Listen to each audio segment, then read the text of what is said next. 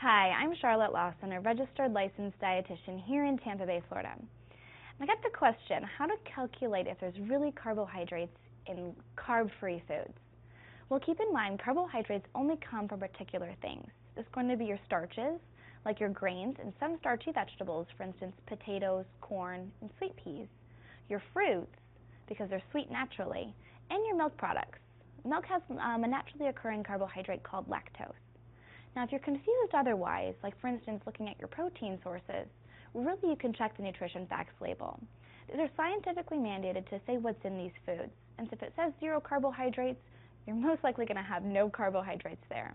If you're still not totally convinced, you can try putting a food into a national database. The USDA provides a very good one. Just Google the USDA National Food Database and enter in that type of food. It breaks down things to a very, very scientific number as far as protein, carbohydrates, fats, and all the vitamins and minerals you'd find in that food product. But really, your nutrition facts labels are going to be what's key here. If you're sticking to lean proteins and non-starchy vegetables, for instance, green leafy things like your tomatoes, certain things like that, they're going to have a very, very low amount of carbohydrates.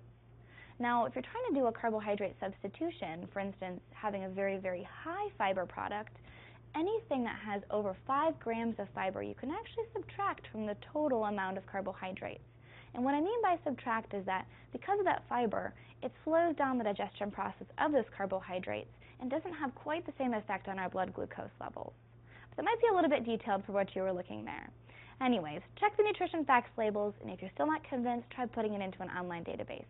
Just a little bit of information, hopefully some tips on how to find those carbohydrates.